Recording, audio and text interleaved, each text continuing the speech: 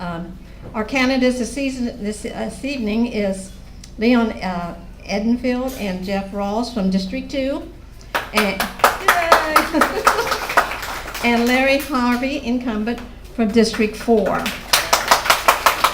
Gentlemen, you can be seated. You can be seated. And I guess Mr. Williams decided not to come this evening, so you're on your own, Larry. I'll explain the format first. We have 5 minutes to talk about yourself. You have a minute to answer questions and a minute after the question session for closing statements. And then our timekeeper is Earl Ballingy. He will show a yellow card when you have 30. Yay, Earl. When you have 30 seconds left, and a red card to end the answer, and he's got this little bell in case you miss the red card. Okay, we're going to start off by each candidate having their 5 minutes, and Leon, we're going to let you go first. You have 5 minutes. Sure. That way everybody can hear you.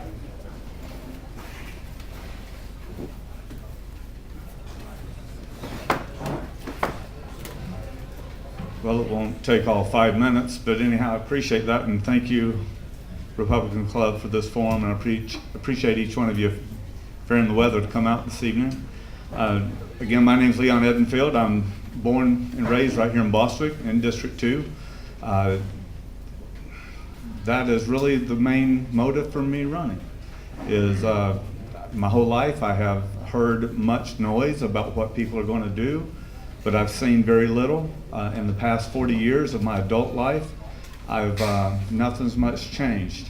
And again, I was born and raised there, and the lack of career opportunities actually motivated me to go ahead and begin my military career following my family tradition. We have a long family tradition of Air Force veterans, and in that I turned 19 in basic training, and I retired in 2000 after serving 21 years. I was retired Master Sergeant, and now I'm a bivocational pastor, which means I work a day job vocationally and I have a church as well.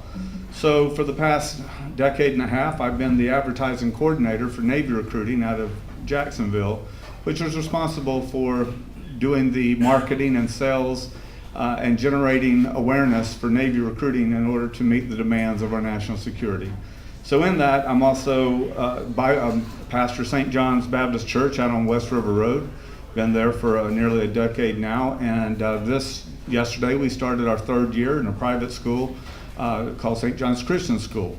So the Lord's blessing, and it's really taken off. I'm the CEO and the CFO of that school, and with that we've been already impacting our community for a decade there in District 2 in North Putnam through the church and through the various ministries that we have, through the volunteer programs that I'm involved in, as well as the school. And what's really the biggest blessing of all is seeing the impact of these efforts, being able to help change the lives of these children, to be able to help them build futures today. And that's our school motto, building futures today. And that's what really motivates me to do what I do. I am married. I guess November will be 38 years. My wife and I met when we were 17, got married when we were 20 after I was in the Air Force for a year. And I'm a member of the St. John's River Baptist Association, the Boston Community Association, the Black Kiwanis Club, and which is all about helping our children, including fundraisers for Roadheaver Boys Ranch. Also the American Legion Post 45, which is about veterans and helping their families. And I have an associate's through the Community College of the Air Force, a bachelor's in science through Liberty University out of Lynchburg, Virginia. And that's pretty much me in a nutshell. My whole life's been geared around service. I have, matter of fact, 6 years into the Air Force, I returned on recruiting duty right here in Putnam County for almost 7 years, helping young people have jobs and an opportunity of a career, which motivated me to want to join as well. So between my military career, even for the past decade and a half in recruiting and marketing, helping people have careers, the school, helping prepare our children that are falling behind to salvage them with a career and with hope, and the boldness it takes, the confidence it takes to be able to do it with the godly morals that will help make them successful. So that's pretty much been my life for nearly my whole adult life, and it's all about people. So with that, I'm motivated to run. Our Past leadership has, for 40 years, has, in my opinion, failed us. And I still worked in Jacksonville. I joined the military out of high school because I drove to Jacksonville every day for a job. 40 years later, I still drive Jacksonville every day for a job. So this is the thing, I retired last Friday from my day job so I could focus more on impacting community. And I just want to say, this man right here got a lot of junk thrown at him 2 years ago, back when he first got elected and re-elected 2 years ago. He gets a lot of blame, but I tell you, the transition we had in leadership 2 years ago has really salvaged our county. I mean, it really has. We have been on the brink of disaster, and they have had a long swim uphill, as the governor asked him if he was ready back when he ran. I'm not his too. I'm just saying they have the work cut out for them. And regardless who wins, support them because they have a tough job. And I just want to appreciate Jeff for running because he and I see eye to eye on a lot of issues and concerns. And regardless of who wins, as long as it's not, can I say that, Jeff? Ship live. We all win. Okay, anyway, that's it. Thank you.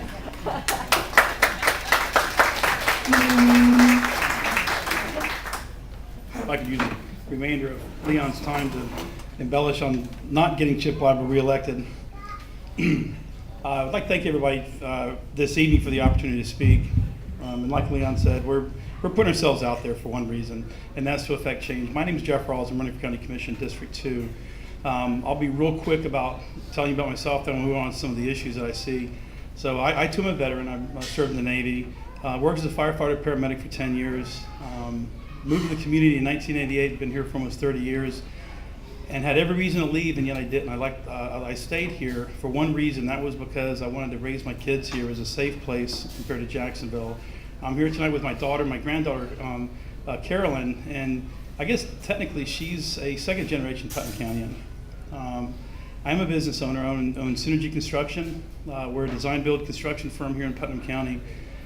I've spent the last 18 years building this business, and the last 10 years have been rough, just like with anybody else that's been in business. But we've been able to sustain ourselves through this bad economy by being frugal, by being conservative. I'm a Christian conservative, but I'm also a conservative voter and a conservative candidate. So by that, I look at the county as a business. I look at where we are and where we're going, and where we're coming from is decades of poor management and leadership. Leon alluded to some of our spending. You look at the budget, and I want to hammer on Larry for just a real brief second. It's not actually Larry, but he's one of the commissioners. The budget that was just put out, the commissioners are breaking their elbows to pat themselves in the back and tell you how great it is, how they raised the reserves and they lowered your millage rate and they lowered the tipping fees and blah, blah, blah. The truth is they've lowered the tipping fees by $1 per household, which is $33,000 on a $13.5 million budget. If you divide the little number by the big number, that's 0.0002% of what they've lowered your tipping fee, which is nothing. At the same time, they lowered your millage rate 0.226, which is $22 per $100,000 of assessed value. And since January, the Northeast Florida Realtors Association reported that our median sale price for a home is $92,000.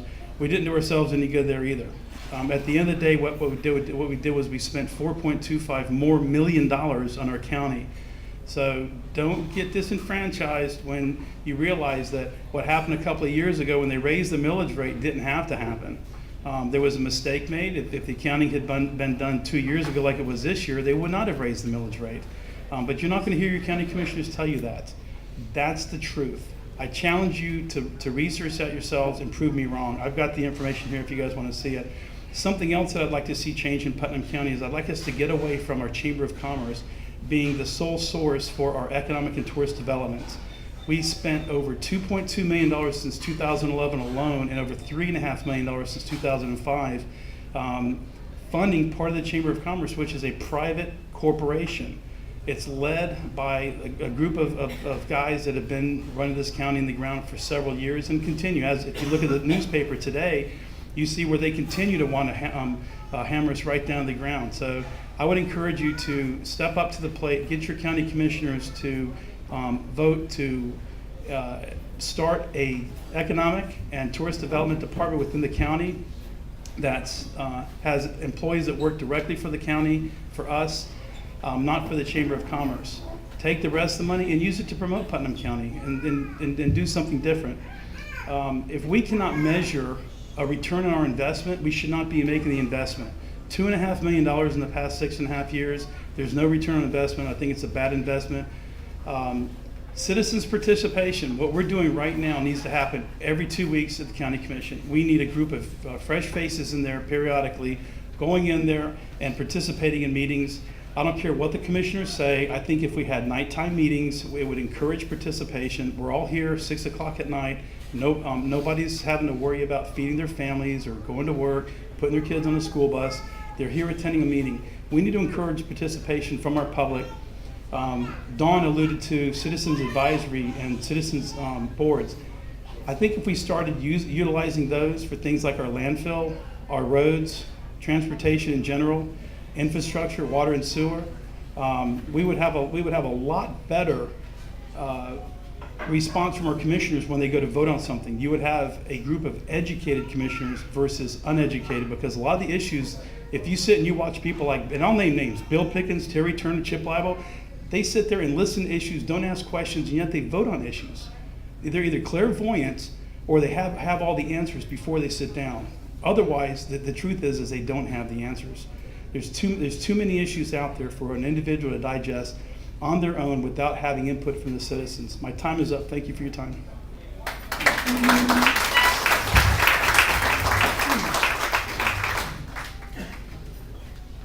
Thank you, Jeff. Hey, go ahead, Larry. I will. Do what? I didn't break my arm. Okay. Yeah, I'm not doing that, but that's okay.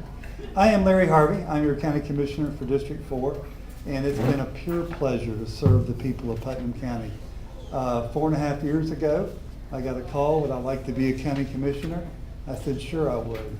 I'll do whatever the governor needs me to do. Jeff alluded to, or I think Leon might have said, the governor asked me, do you know how hard it is to swim upstream? I didn't know how hard upstream was 4 years ago.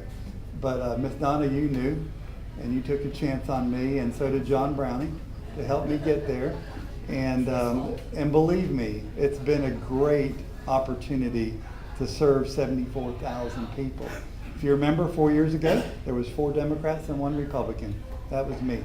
And it was 4-1 votes, a lot. I took a lot of heat in the paper over things that I did, but they were the right things to do. And now there's 4 Republicans and 1 Democrat, and things are moving forward. Are they where we want them to be? No, but we're moving the ship and we're turning right now. I'm very proud of the years of community service that I've done in this community. I grew up here, I've lived here my whole life just about, and it's a pleasure to give back, and it's exciting. Let me tell you what I have done. You know, for those first couple of years, kind of said, well, you know, let me go ahead and get all my education. So I served I went ahead and got my certified county commission, my advanced county commission, and now I am a torchbearer with the Florida Association of Counties, which just means basically I mentor new commissioners that are coming in to Florida as a county commissioner. And that's really important because we're not building a nuclear bomb here. Everything's the same throughout Florida, but we can help each other. I'm now the chairman of the Rural Issues Committee for the Florida Association of Counties, and I have been elected to be on the National Association of Counties with the Rural Issues Committee. So I've done a lot of work. But one thing I want you to know is, and I'm going to talk about President Trump, what a great president we have there. And I mean that wholeheartedly. President Trump, thank you. Yeah. President Trump invited last year me as the chairman, and throughout Florida, a lot of people, a lot of county commissioners, not only in Florida, but Ohio and Pennsylvania, at different times to come up to the White House and do a tour. That wasn't just to take a tour and go look at the pictures, take pictures and walk out. We were actually in the Eisenhower office building connected to the White House, talking to agency heads about what we needed. And at that time, if you remember, we needed our FEMA funding back, really important. But we were going to have to borrow money or go desperately low into reserves that we didn't have. And that was my question from the floor. And before I left that room that day, I got the answer, and it wasn't but just a few weeks later we got a check in the mail from the state of Florida on our reimbursement. Trump cares about rural Florida, and he cares about rural America, and he knows how important you are to him. I made a friend up there, a gentleman named Billy Kirkland, and he invited me back up for another seminar they were having. So I actually, at 9 o'clock one Friday night, was able to take my family, walk into the White House, stand in the Oval Office of the President of the United States with my grandchildren. Now, to me that was exciting. I'm trying to tell a little 12-year-old boy and a 6-year-old boy, this is great, you're not going to ever believe it. But they were more interested in the new Coke machine that Donald Trump had installed by the Situation Room and drinking out of the White House cups. But that's fine, that's what they were doing. But it's really, again, it's about, in Florida, it's about us making relationships as we go.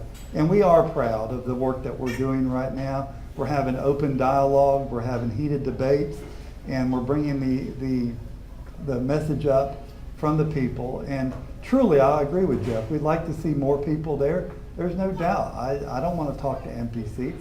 I'd rather see people in those meetings. And we'll do whatever we can do to make that happen.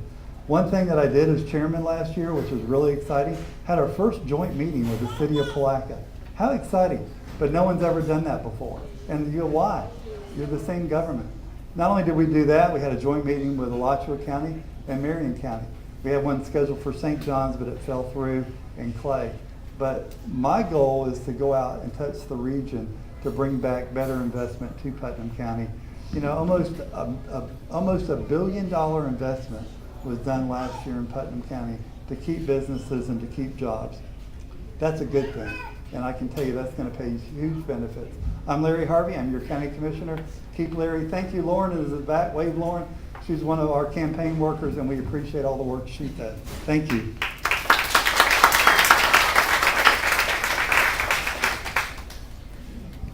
Well, now that you've seen all these pretty faces, I think we'll just pass the mic for the questions, and that would create less confusion. Okay, the first question we're going to start with, Jeff, you'll be answering the first question. What are your core principles that you hold true to? I see the world in black and white. I don't have any tolerance for gray areas. I think that as a county, we need to align ourselves a lot more with our conservative values, and not just the Republicans, but the independents and the Democrats. There's a lot of people out there that are conservative. If we could get more participation between the independents, the Republicans, and the Democrats, I think we would all share a lot of common core values. I'm a Christian conservative. I hold on to that dearly as well. Family is very important. Our children are really who are going to receive this election. This election is not about anybody sitting up here. It's really going to be about our legacies and our families and our children and your children. As we bring the tax base up, we'll also bring up the tax base for the school district, which will increase our ability to hire teachers and retain them, firefighters, paramedics, nurses, police officers, sheriff's deputies as well. But as far as our core values go, I think good conservative Christian core values are what's important to me and should be important to the community.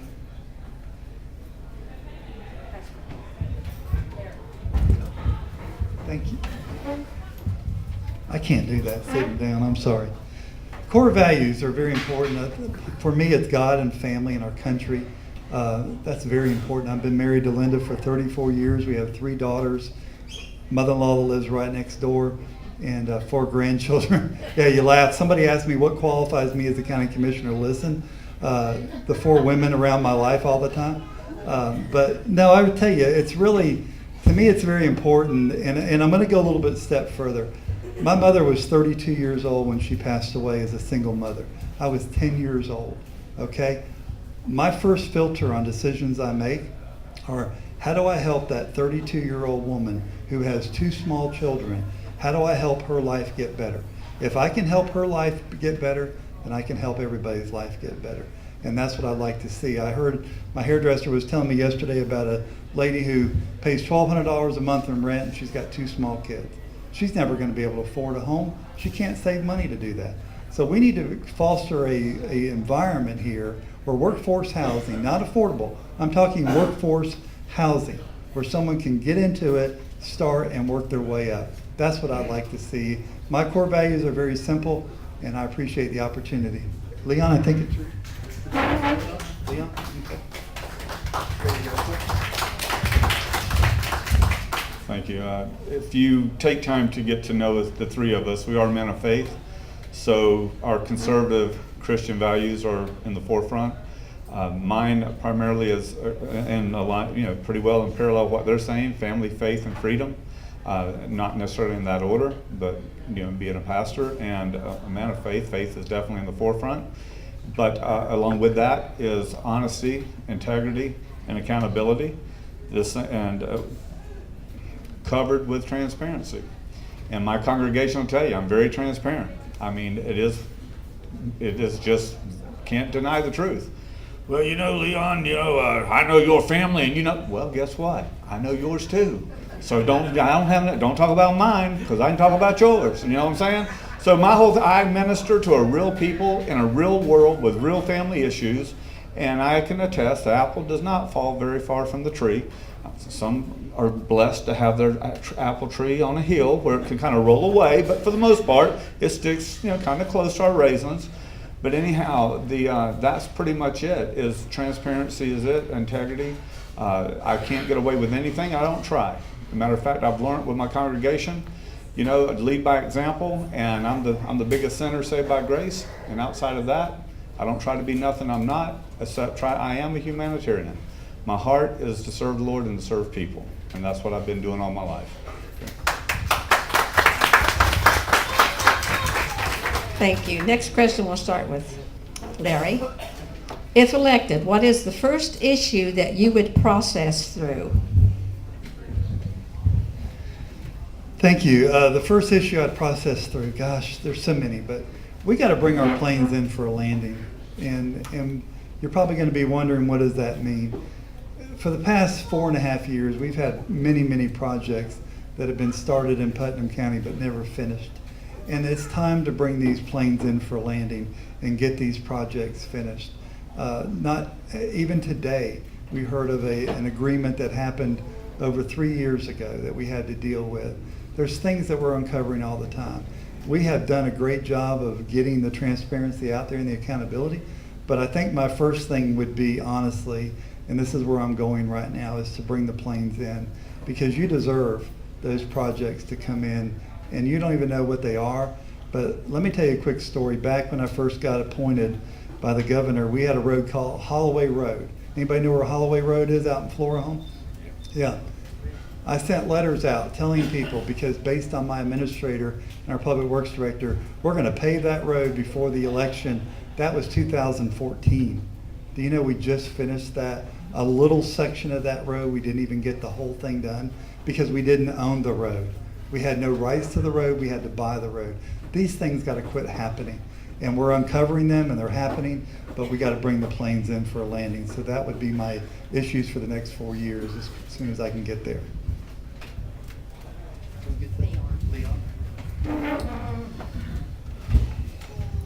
Well, my first issue, of course, or first thing I'll be working on as a newbie on the board, is to build the trust and the confidence of my peers or coworkers. But along with that, I would like to also work on, initially, one of the most important things is to help build the voters' trust, or the people's trust, the citizens' trust of the leadership. It seems right now that that's been hindered, and commissioners are much like pastors. I never had nobody come up to me and say, I really love my commissioner, he's doing an awesome job. I don't hear that too much out of pastors either. I mean, because they're probably the most talked about people, but yet they pour the heart into everything they do the most. But I think through my professional experience, what I've learned in the transparency process is to be able to build a product or a analysis sheet, a tracker, whatever you want to call it, that would track the vision and the projected vision of the people, the programs or the initiatives that are in place, the projected completion dates, the cost of the venue or however much the project's going to cost, the timelines. So you just build this analysis and this projection, be able to make it available to the people. But they also know not just what the project is, when it's projected, what's been approved, but yet how much it costs, but who's also spearheading the project. These are things a lot of people get twisted around. Next thing you know, rumor mill takes over, things are out of control, nobody knows nothing, and ignorance is deadly. So in that, educate your people. So with that, I would love to be able to try to work on that, to be able to educate them on actually what is going on and make that information available. So not only they can have their, see what is happening, but they can also be a part of that. And so instead of question it, they can have their questions answered and get excited about what they're doing. In a short term, like I said this in about 10 seconds, take credit for what you're doing. I mean, that's really it. Show the people what you're doing and take credit for it, and they'll be proud of it.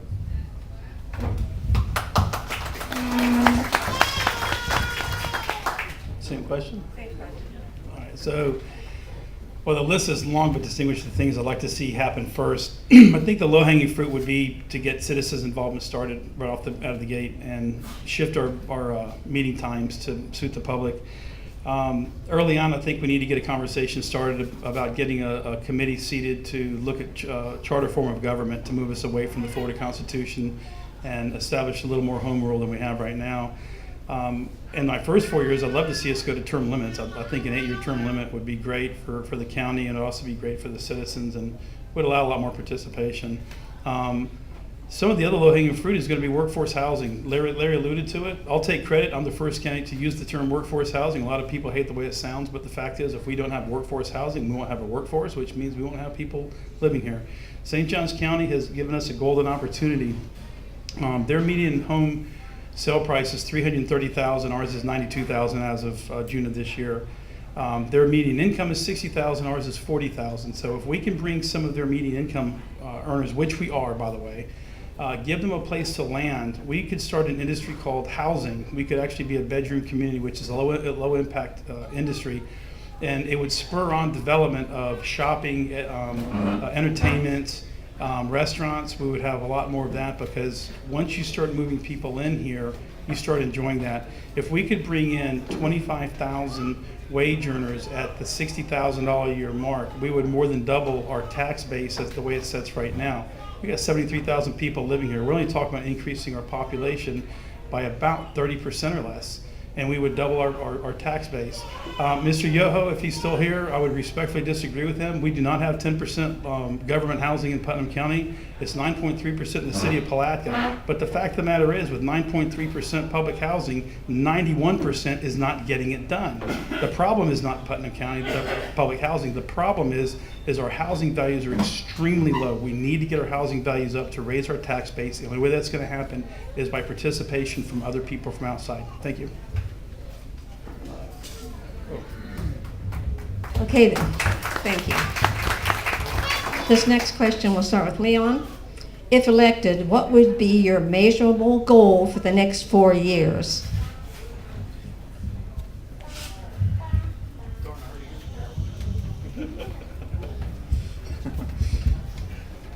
Well, Jeff's already covered the housing part, which is critical in order to help expand our tax base. But along with that, to piggyback off of that, would be the county-owned properties. I mean, there's that time of the year whenever our little newspaper looks like a Jacksonville newspaper on a Sunday. I mean, it's like this thick with all the properties that have been defaulted by taxes. And in that, these properties are not bringing anything to the county. It's actually just costing it, just sitting there. So with that, if we could reduce, I mean, it would be ideally, and it'd be to throw the number out, I mean, 25% over 4 would be astronomical, but realistically, if we could even do that 15% in 4 years, be able to return, to sell these properties, to be able to get them back onto the tax roll. And I've had some people say, well, that just means we'll be selling that property for nothing and giving away people. I don't care. As long as you're going to be paying the taxes on it and we're going to benefit, I don't care. Bottom line is we're getting nothing for it just sitting there. So that would be one right off the bat that I'd like to really focus on. I get to continue my last question. So Port Authority, I would get our Port Authority to work for us. The county commissioners discovered that they had this Port Authority that was enacted in 1962 and really done nothing with it. They're sitting on a little over $1 million of cash that could be leveraged to put in infrastructure that would be fun to have, like in a place like East Palatka. There's a developer in East Palatka or in Hastings that's building homes and selling them from $179,000 that are 1,000 square feet heated and cooled, 3-bedroom, 2-bath, a little over 1,200 under roof. We could be building those houses in East Palatka, benefiting from the tax base here, and sell homes like that in the mid-120s, exact home, same product, better location to suit us, but we have to have water, sewer, roads, and infrastructure. So we need to start leveraging what we do have. That's going to take cooperation between our county commission, city commission, and public in the form of public-private partnerships or joint participation agreements. I wrote down Port Authority and put 3 question marks because a lot of people here are probably not even aware that we have a Port Authority. I met with the Jacksonville Port Authority several months ago, and their legislative director, our governmental affairs director, said that she did not know that we had a Port Authority. She was shocked to find out that we did. Actually looked up the legislation, found it, and said, she called back and said, oh my gosh, we would love to work with you. So we need to be capitalizing on that. Our Port Authority owns the business park that a lot of people may or may not be aware of, just past the Reading Center on the right off St. John's Avenue, 250 gorgeous acres that is prime real estate for development. It would, it would be the low-hanging fruit if you want to do some inexpensive workforce housing as far as inexpensive to develop. You have water, you have sewer, you have roads, you have access to shopping, entertainment, hospitals, blah, blah, blah. All that land is owned by our Port Authority. We're not using that land to our advantage. It's not a business park, it's a bunch of grass and trees. We need to put that to work. And the list is extremely long of what we can get done in the next 4 years. It's just going to take people getting active and getting in the faces of their commissioners, holding their commissioners accountable. Accountability is extremely important. That's one of the values I didn't mention earlier. Time's up again. Finish it up, Larry. Would you like some notes? No, I'm good. I have my own notes. Thank you very much, Jeff. Measurable goals. I would like to see us really, again, bringing in these projects, but continue to work on raising our reserves. We've spent way too much money in the past 10 years depleting our reserves, and we need to get that back up. We also need to keep working on that millage. That millage needs to be down to a level where people look at us and go, I'd like to live in Putnam County. You know, we're at the last year we were at the 10 mil cap almost, and now we're bringing that back down. And there's ways to do that. Also, I'd like to see us really make an effort to work on the workforce housing. I think that's very important. Why is that important? Because when the paper mill started in 1950, some of y'all remember, I wasn't here then, but my grandfather came out of Plattsburgh, New York to start Hudson Pulp and Paper. Those were mill houses that were built here for 3,000 workers. Okay, that's how old these homes are. Well, it's time now to redo these and bring in workforce housing. There's 500 jobs on Employ Florida's website within 10 miles of this zip code right here. 500 jobs. So people come to me and go, we need more industry. We need more workers is what we need.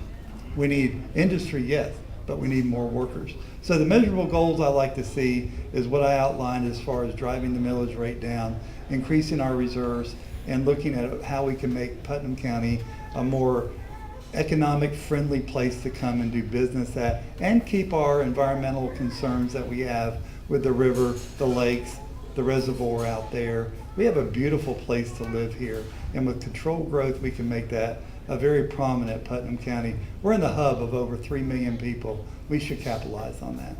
Thank you. Thank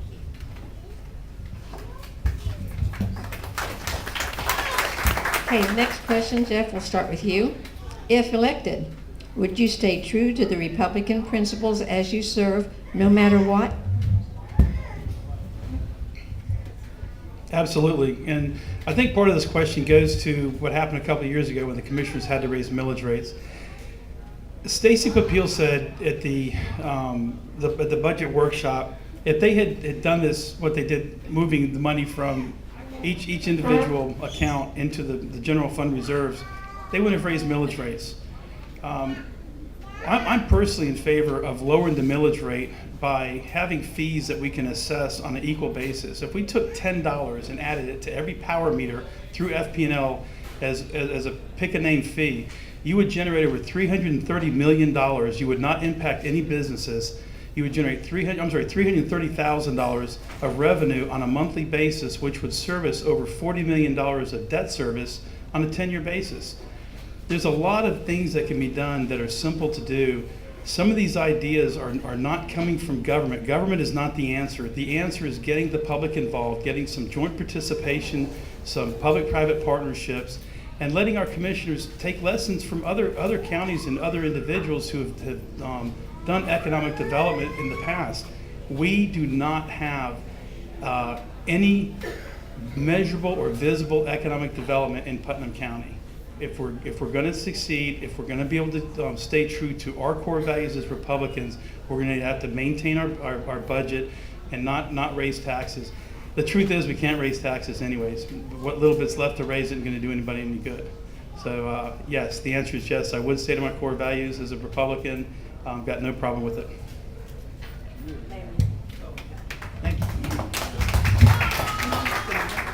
Well, I think we need to define what the Republican values are. And I probably just shocked you to death by saying that. But what I mean by that is this. You don't know how many phone calls I made in my time up there stating, guys, Republican leaders, this is what's fixing to happen. Oh, well, I kind of agree with that. Guys, we can do better. And I'm telling you, we need to outline what our values are and then follow those values. It's very important for us up there to get lost in the shuffle, but we don't need that. When you talk about Citizens Advisory Committee, who stopped the landfill from being sold, right? Who had the gall to stand up and go, we need a Citizens Advisory Committee?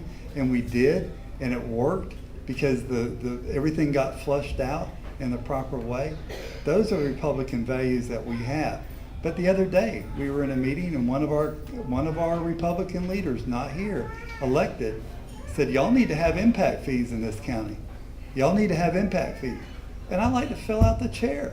We don't need impact fees because let me tell you what impact fees do. Walmart neighborhood store that built in Interlaken would have paid $57,000 in impact fees in Interlaken. What did they impact? The Highway 20 was already 4-lane. They already had a light there, okay? They didn't hire any more police officers and they didn't hire any fire department. In this county, the way the ordinance is written, that $57,000 could have left Interlaken and went down to Crescent City to be used for something down there. Tell me that's what a developer wants to do. I can tell you they don't want to do that. So, true definition of what we believe, a roadmap of our success, and follow that roadmap because that's very important that we're all on the same page, rowing in the same direction, and being the same people and singing the same song. I'm a conservative, you know that. There's no doubt about that. But it's a very lonely road sometimes. Thank you. Here, Leon.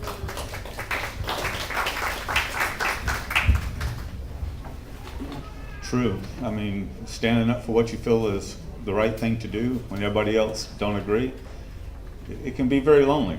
I know about that. And just in my years of experience in the federal government that I've worked as well as in ministry also. I am a conservative. I take a lot of heat to do the right thing, even when others don't agree with it.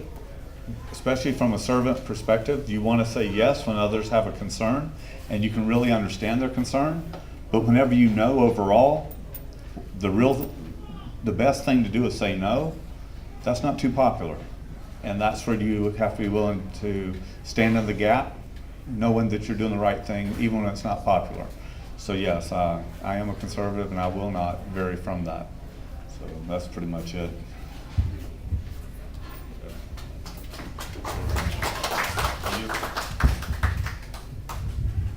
Okay, Larry, here, start this next one. If elected, how would you help grow Putnam County? Well, I think we grow Putnam County the way we've been trying to do, and let me tell you what I've been trying to do. I go out and I'm an ambassador throughout this community and throughout anybody, this region who I can speak to about coming down here. You talk to people that have businesses here and you find out the manufacturers they do business from and you contact them. I sent a letter to Amazon, Jeff Bizzo, whatever his name is. asking him, saying, hey, don't go build another city. Come to Putnam County, and you can actually start us all over again. That's what we should be about. I sent letters to Kmart asking them to stay when it wasn't popular, and J.C. Penney. That's what we should do, is go out and recruit people to come to Putnam County, look at our beautiful area. The cost of doing business is wonderful. If you've been watching some of the things that we've been doing, the Georgia Pacific Project, we gave tax incentives that were tied to job creation for them to stay in Putnam County. That's a good thing. The trust plant over in East Palatka, they're not gone from Putnam County. They're down in Crescent City doing business, and they got job creation credits for that too. Those are important things that we can do to help spur our economy and to bring people in here to live. But we got to sing a good song, and I mean that wholeheartedly. We all got to tell the good story of Putnam County, and I believe Putnam County's best days are ahead of us. I look forward to the next 4 years. I look forward to many years after that, because I want my kids to come back home and be a part of Putnam County's success and not what we've seen in the past. So thank you very much.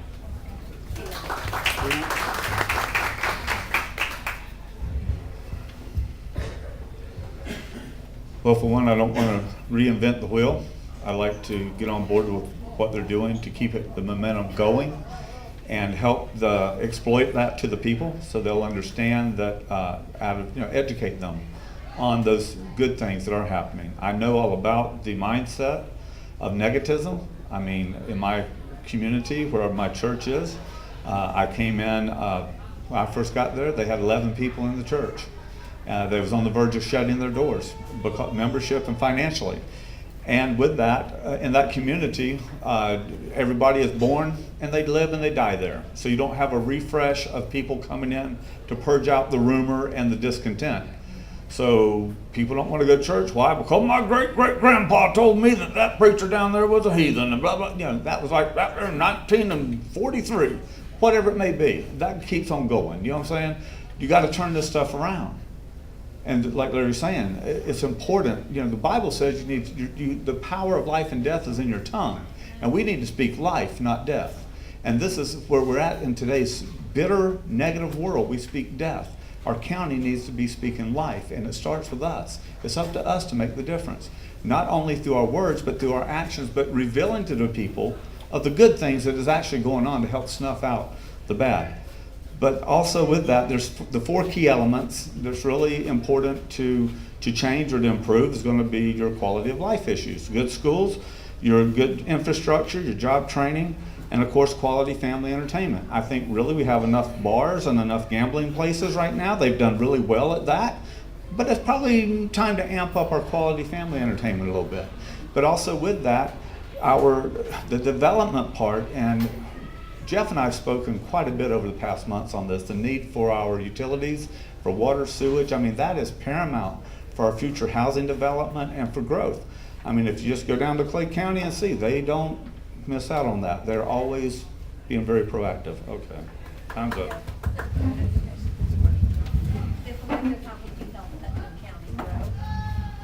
So part of what we can do to help Putnam County grow is establish a utility commission. And I think it would have to be in conjunction with the city of Palatka. We're only 73,000 people. The city has 10,500 or less. Jacksonville Electric Authority is a huge economic driver for the city of Jacksonville. Gainesville Regional Utilities, they sell water, sewer, electric. They also sell data and telephone. So I'd love to see the county get involved in that end of the business.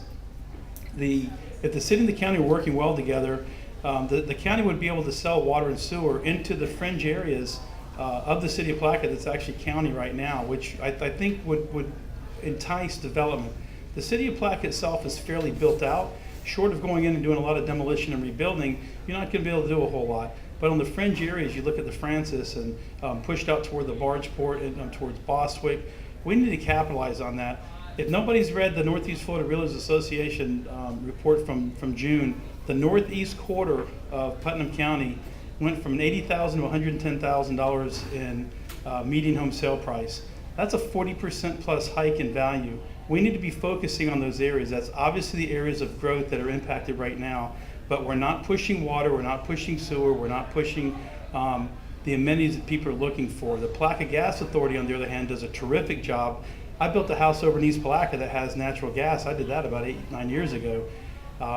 You've got out in Francis area, there's natural gas, and going down Highway 19. We should take that model and have a utility committee, a utility commission that sells water and sewer. The beauty about a meter is it doesn't discriminate age, sex, race, job, gender. It doesn't matter. You want it, you get it, you pay for it. It's a fair way to us to be able to collect money, revenues through fees, and not impact us negatively with taxes. Who's first? All right, we have one more question. I did have two from the audience, but due to the lateness of the hour, I would suggest if you have any questions for the candidates, get with them after the meeting, and I'm sure that they'll be happy to answer anything that you want to ask them. So this is the last question before you have your closing statements, and Leon, you will start, and it's rather lengthy. With a lot of discussion of issues happening in BOCC workshops, and they are mostly not televised, how many workshops have you attended? Just a minute. How many of you attended since declaring your candidacy? And if you haven't attended many or any, how have you prepared yourself on the issues before the county commission? Very good. No, I have not attended. I work in Jacksonville. Like I said earlier, I retired a week ago, so I can. And working for the federal government, I'm just not at liberty always to be able to just turn loose and go. If these, like Jeff has alluded even earlier or spoken on, he didn't allude, he was clear on that. If some of these were made available for the working class to be able to come, I'm not one of the ones that draw the tax dollars to me. I'm the one that pays the tax dollars. So by the working class having these meetings more available for us to be able to attend, I would be able to do more. Plus, I'm not making excuses, but on that, I'm also, I have a church and I have a school that I'm also the CEO of, and school just started at our school yesterday.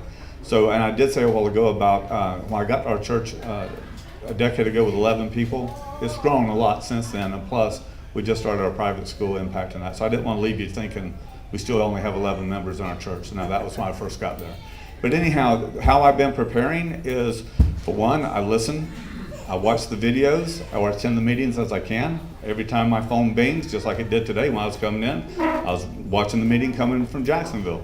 So with this is how I do. I watch them, I talk to the commissioners on those topics that they can update me on or share with, things they can't because of laws, I get it.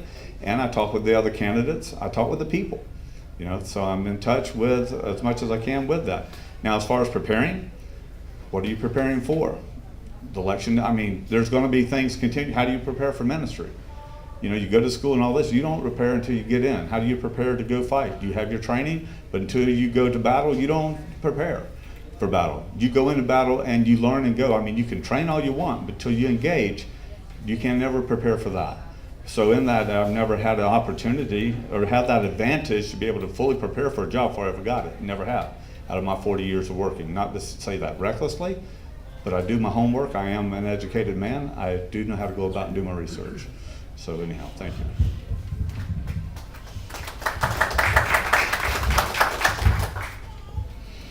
So yes, I have been to meetings before and after I declared my candidacy. What's rude is, and then the question shouldn't be how many have I been to? It's, why are they not televised? Why are they held in private? Why is the public not allowed to participate? The last workshop I went to, I got up to ask questions, and I was summarily told to sit down at some point that the commissioners would not entertain questions on our budget. This was a budget workshop. I sat there for 2.5 hours. I listened to the presentation. I got it, and I started asking questions that were not raised by anybody else in the room. And instead of answering them, I was told by the county administrator that maybe he and I should sit down in private so he could answer my questions. My answer to him was, what about the public? When will the public be heard? Why can't you answer the questions? Because the commissioners might be able to glean something from the questions and answers that are being given. Maybe they don't want to accept that budget. Maybe there's something in there that needs to be changed. But the fact of the matter is that the public is not heard, then the public is not heard. This is our government, not their government. Workshops should be televised. Is it a pain to go to a workshop at 2 o'clock in the afternoon? Absolutely. I think it's extremely rude of the commission to put themselves in this little tiny room. It's not inviting. It's an exclusive little meeting room where the public gets to sit on the fringe, keep their mouths shut, let the big boys do what they do, and then at some point they might be able to interject a question here or there if it's the right question and they feel like answering it. I think the workshop should be open and inviting to the public. They should be held in the commission chambers where there is video equipment, and people that cannot attend the meeting should be able to go. There's a lot of useful information put out in our workshops. The workshops are what set the agenda and the direction of our county for the next meeting. Thank you.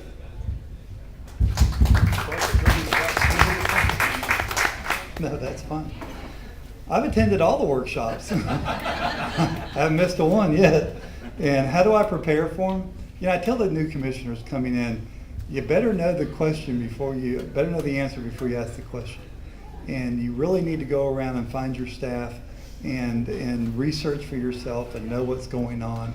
It's very important for that. And if you see me asking questions from my seat, believe me, I know my answers, and I'm just wanting to make sure the public knows the answer. I do disagree a little bit with some of the comments that were made. Some people in this room have been to our workshops and had very good success with it. I know it's in a small room, and if it's packed, we go to the big room. I get that. We'd all like to do better, but we are working on making Putnam County better and being more transparent. And I think our current administration even wants to see that. So we have a great administration staff now. We got Terry Suggs from the city of Palaca and Matt Reynolds doing a fabulous job. And when you see the budget come out, you're going to see it in an Excel spreadsheet that you can actually dig down into that we've never had before. So it's really exciting to see where Putnam County is going into the future and where we're at now to where we came from just a few years ago. And the governor did ask me, do I mind swimming upstream? I just told the governor in the mansion one day, I just didn't know how hard upstream was. It's been a great ride, and I thank you for the time tonight. Thank you very much.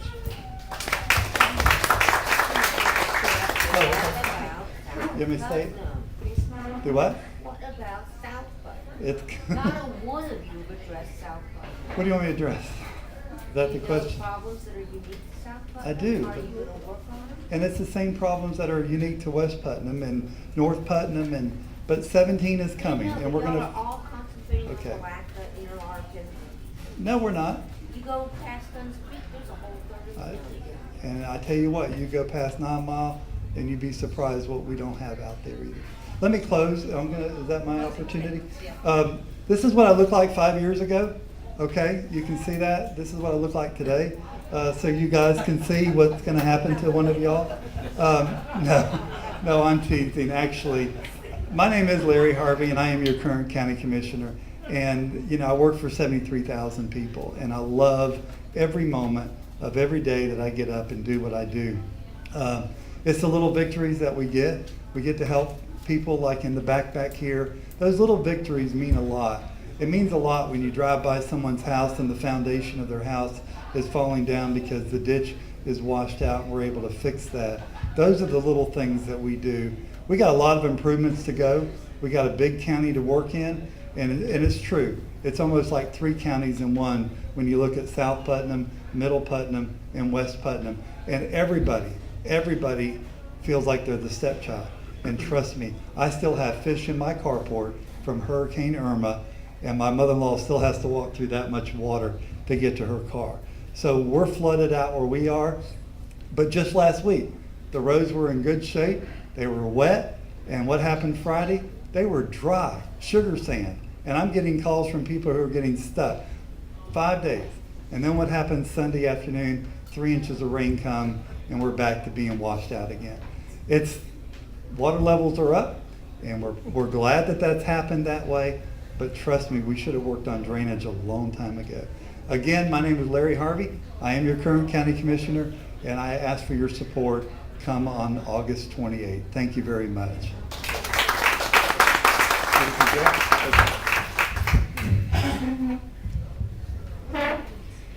I do agree with Larry, and to your point, I'm running for a county commission, not district commissioner. Larry, Terry Turner, Bill Pickens, Chip Liable, These guys represent 73,000 plus or minus people in the county.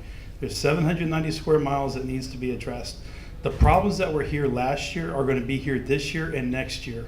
We need to correct our tax base before we can start making any meaningful improvements. And for somebody to sit up here and blow a bunch of sunshine where it doesn't belong doesn't do you any good. The fact of the matter is, until we raise the revenue, we're not going to have the money to make any improvements. If the issues today are flooding and drainage, they're going to be here tomorrow, I promise you. We can make slow strides to get that corrected. But what's really going to make the most impact on this county as a whole is getting more revenue in by raising our tax base, doing it in a sustainable, meaningful way. Get me a workforce. I can't scream that loud enough. My company has 4 state licenses, electrical, plumbing, roofing, general contractor in-house, and we can't find any skilled tradesmen. We need to go back to teaching trade skills in high school. As a commissioner, I don't have any say-so in the school system, but I think if the public screamed loud enough, it doesn't take a mental genius to dust off a bunch of old books. Pythagorean's theorem has not changed since he developed it. We can go back to teaching some basics, reading, writing, and arithmetic. I would greatly appreciate that in a workforce. But we do need to develop a workforce. We do need to have workforce housing. We need to have sustainable housing for our young folks. 70% of our housing in Putnam County was built prior to 1979. I'm going to go over my time, sorry. As a result of that, we have a lot of unsustainable housing here. It's expensive to operate. The overhead for young families would be unsustainable. Put them in a new house that has a $55 or $60 electric bill. That's fun. Giving somebody a single-wide mobile home that has a $150 a month electric bill is not.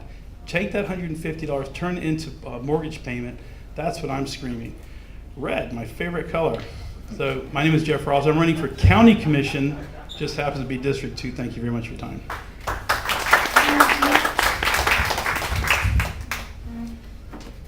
So is this our wrap-up time? Is that what this is, our sayonara? Well, we have work cut out for us, really do.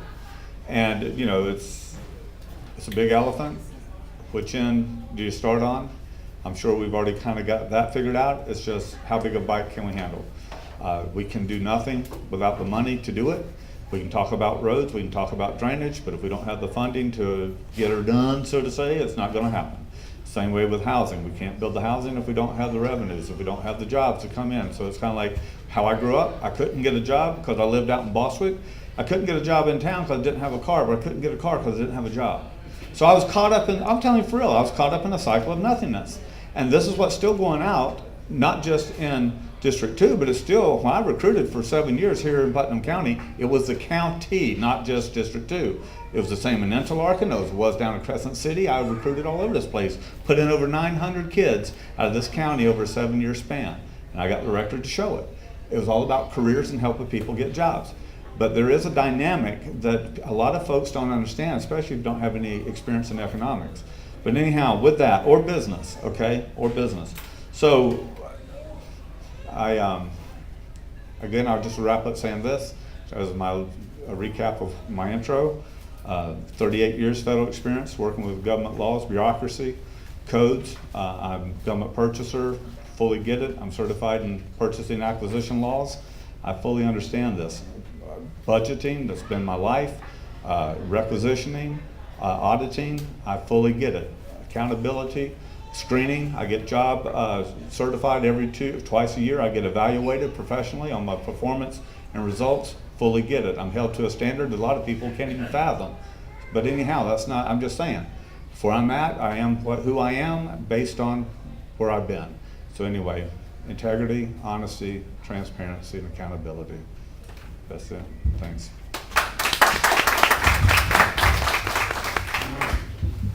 This concludes our forum for this evening. I want to thank all these gentlemen for coming tonight, taking their time. I want to thank all of you for coming tonight and hearing them.